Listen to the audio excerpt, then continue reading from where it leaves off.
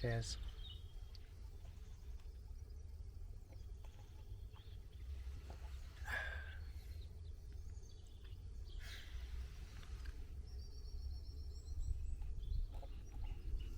Good morning.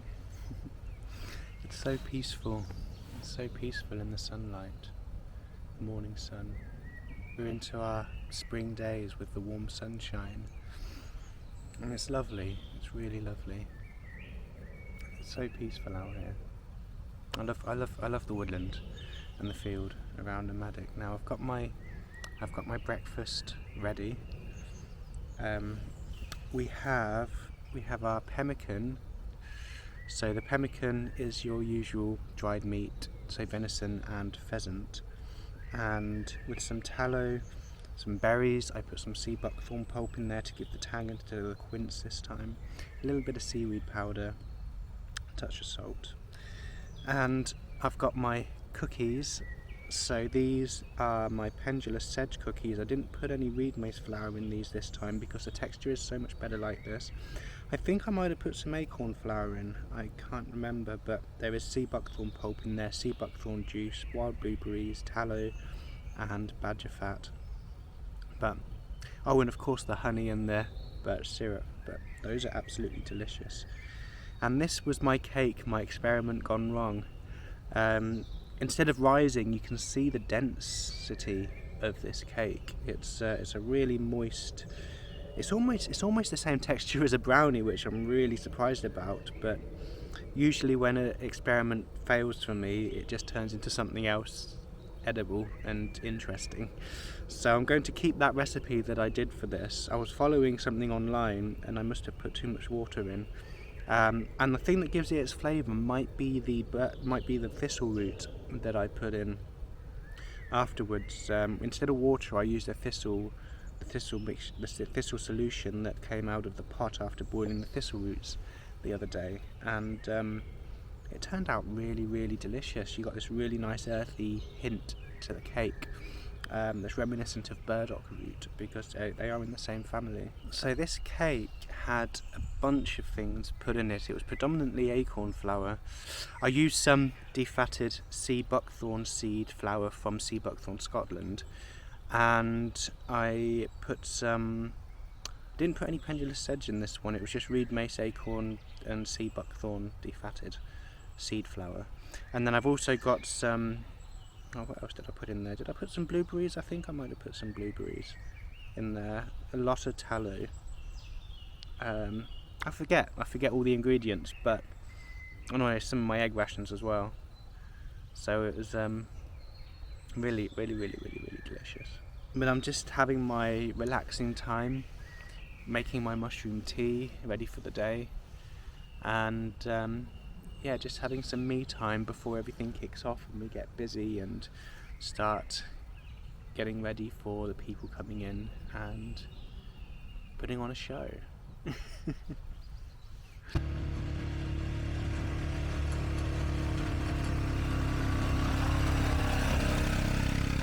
Basically, you have the same tapioca base, and on top we have red tomato chutney.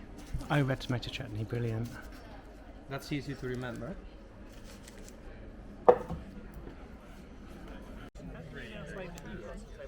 You space it between your mammograms. So every 18 months you're doing something. So Was there any other gluten? No.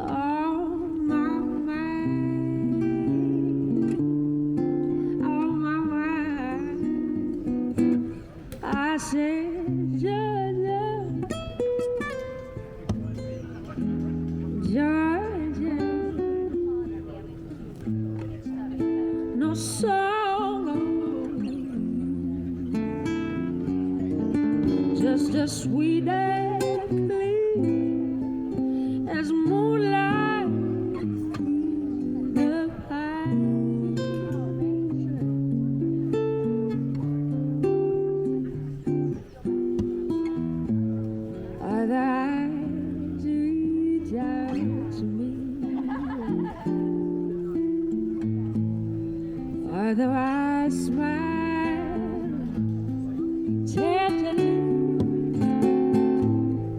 still in peaceful dreams I see. The road leads back to you. I said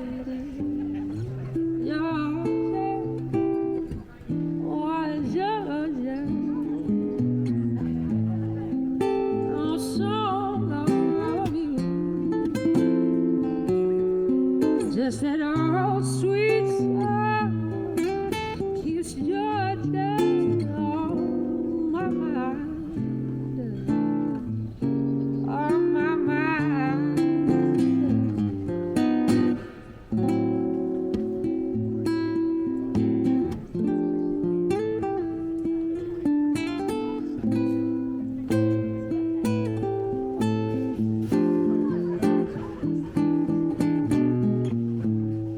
Other eyes reach out to me. Other eyes smile gently,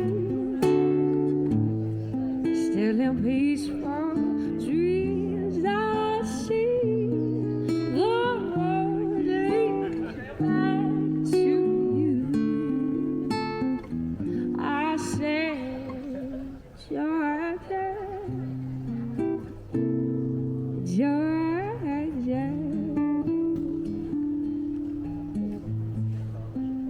no song of you, just that old sweet sound keeps Georgia on my mind.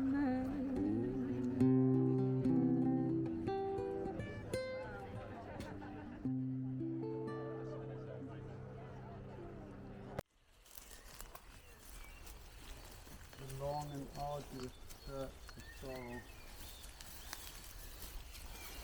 There's no sorrel anywhere. Oh, wait a minute. Look at that. Looky here. Cute little leaves of the sorrel. Beauties.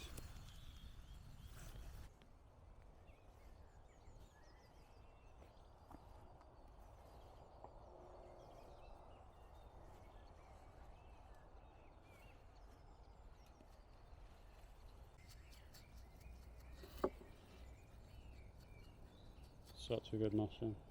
It's one of my all-time favourite mushrooms. yeah. Actually. We've been feasting on them for the last week, just every day. Yeah, it's a really very good year for them.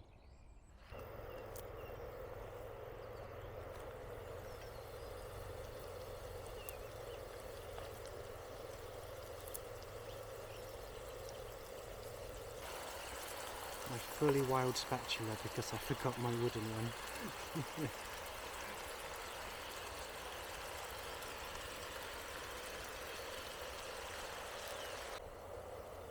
Oh yes, nice. And we're just going to... There was a bit of soft reed mace, so I added that in there. Oh, nice one. Love a bit of Do you want to use I some? love a bit of nettle. Like nettle's the dark so-so, isn't it? Yeah. The most rustic.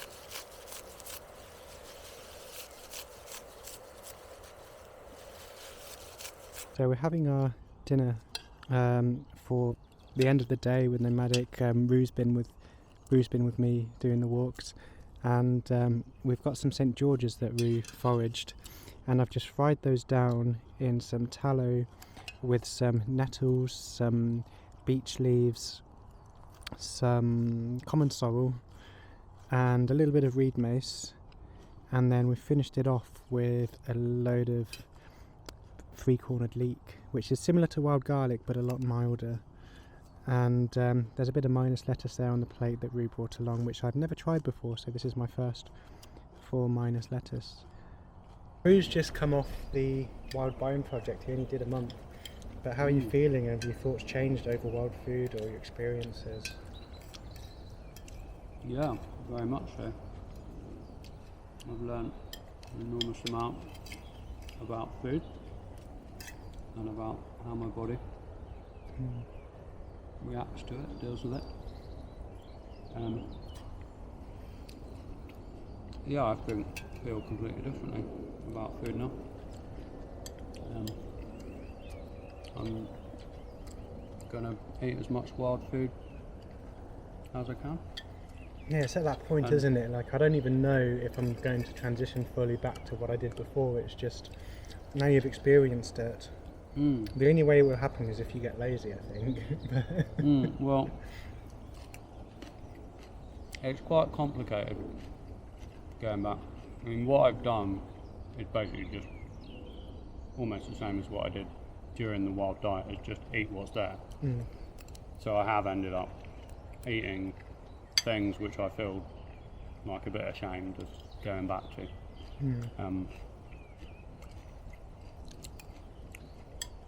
But I've made some like decisions on what I'm buying or not buying, which are gonna just fundamentally change things. I'm leaving the milk behind. I'm only gonna have milk if I just make it myself now, which is great.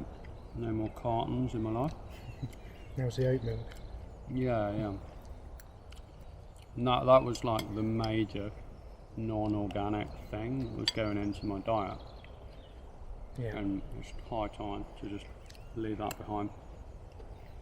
And I'm actually, this seems kind of bad because I'm actually going to stop getting my veg bag.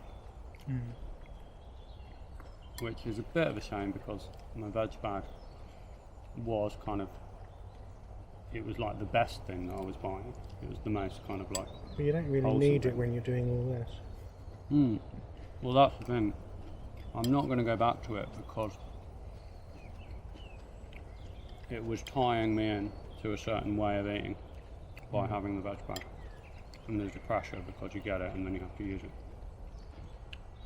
So I'm not going to go back to it because I'm just going to focus my diet on the wild crops that I'm getting in.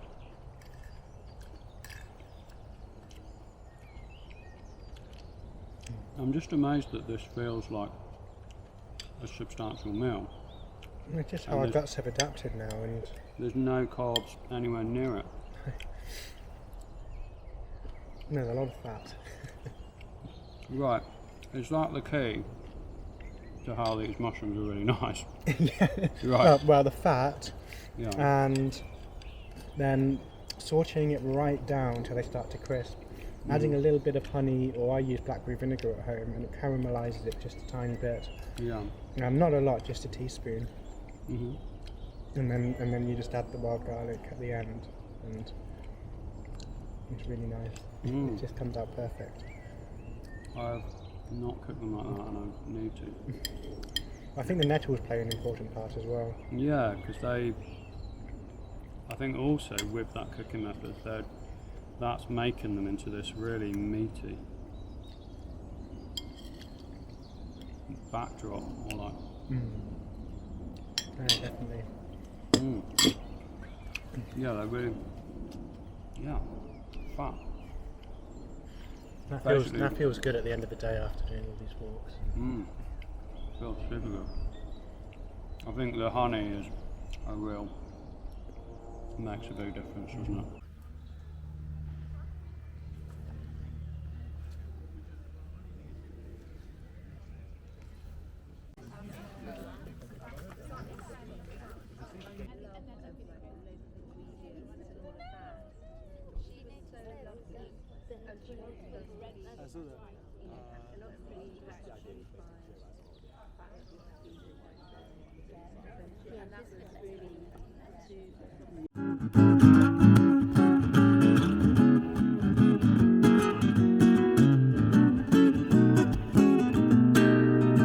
Grab your coat, get your head, leave your worries on the doorstep.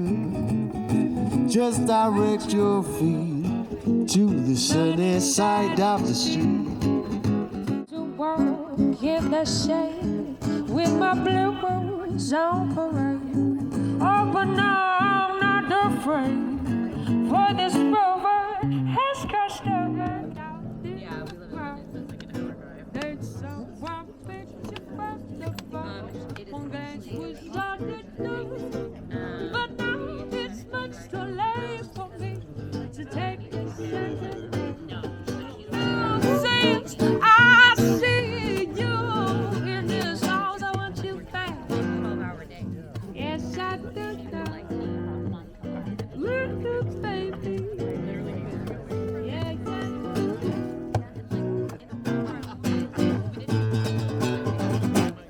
once I get to live without your love is one long sleepless night. But let me show you, girl, that I know wrong from right. Back in your heart. Oh, it's beautiful.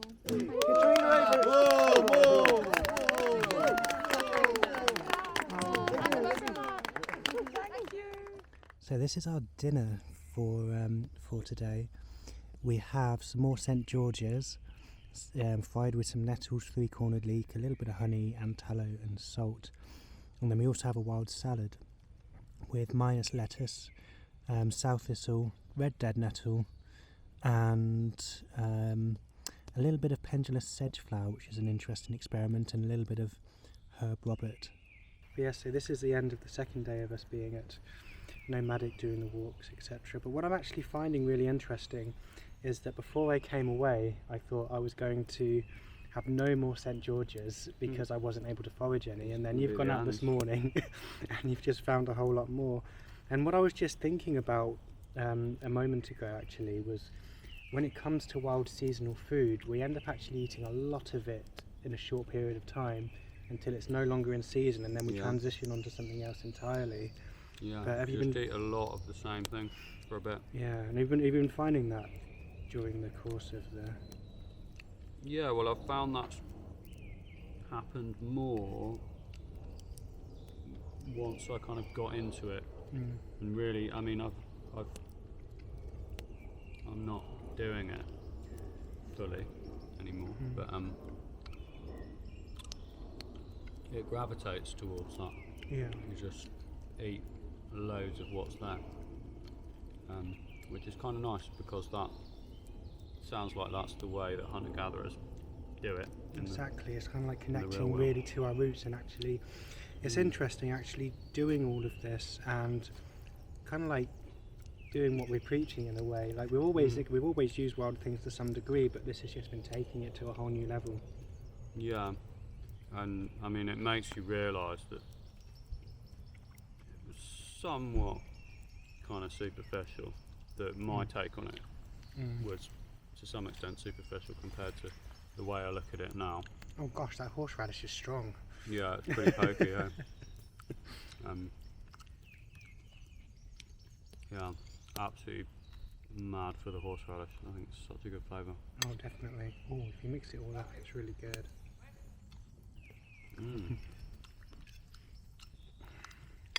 Yeah, tomorrow we've got one more day at Nomadic, and then we're off our separate ways for a bit, and you're going down to Cornwall. Yeah, down to the south. Lovely that it's back to the time of year of travelling around and having a nice time outdoors. It's been a long, cold winter, hasn't it? No, definitely. I'm pretty into the herb Robert in there. I do like it, it's an underrated plant. Pretty like, it's a strong flavour, it's very tangy, but in a mix I think it's actually really good.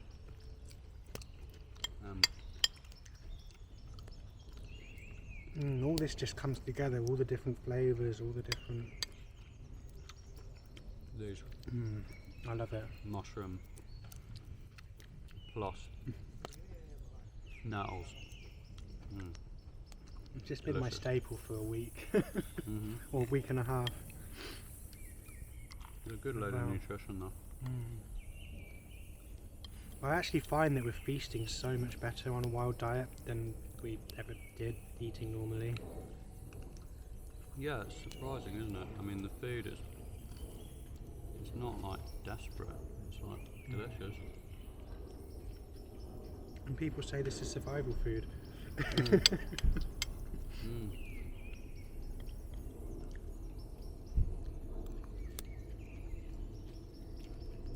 Yeah, I only really felt like survival at the start.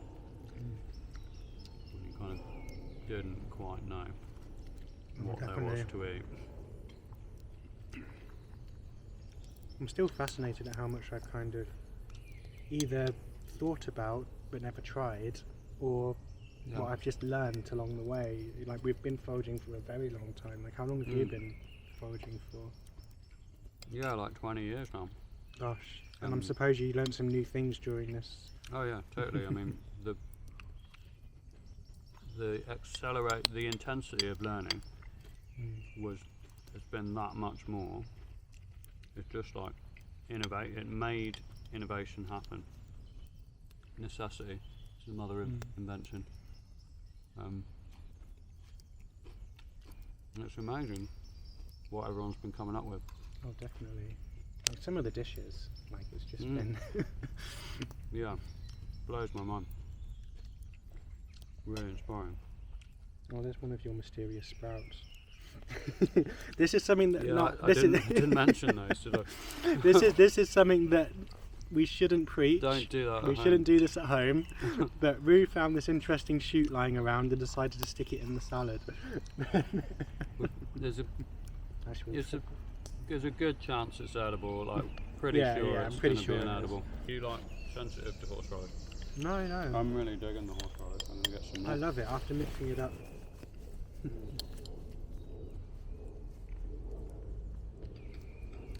So I suppose that's the end for this particular video. This is day... I've lost track. I think, let me just have a look. This will be day 41 of the wild food diet. So we're heading way into the second month, and I mean, I'm just feeling amazing. I feel so good. And I mean, you've just finished your month. How do you feel at the end of the month? Well, kind of intellectually, I feel massively stimulated and good. In terms of, like, I didn't manage to get the balance right whilst I was doing it. I started to see by the end what the balance was that was needed, and what was needed for me was loads more fats, which I wasn't getting. So the meat that I had bought, a muntjac deer, just happened to be barely any fat. So that's kind of what it boils down to, isn't it? Fats and sugars. Yeah, basically. I mean, I started managing to process and cook a load more carbs by the end. So I had like more carbs available, and I was getting to a point where I felt, because I spent a long time just not having much energy at all, it was really low. So I got more carbs towards the end, but really what I knew I needed was more fats from somewhere. And so if I was still doing it now, I would have gone and bought some, or gone fishing and looked for some fatty fish, is what I really would have. So what's your takeaway from everything? Loads of takeaways, really. Cheerio, good to see you. Good to see you, thanks for coming. Right, something to just sum up. Yeah, I mean, a lot of different takeaways. I mean, a big one is just the effect of white carbs, as you might call them, just like straight carbohydrates on your blood sugar.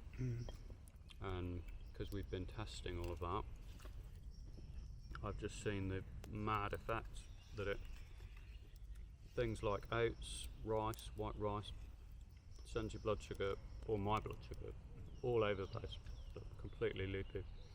And whilst I was on the wild diet, I may have been low energy at times, but my blood sugar was slow and steady Yeah. the whole way. And the low energy was probably just because you didn't have the right balance. That's all it is really, finding the right balance. It very much was that. I'm sure about that now.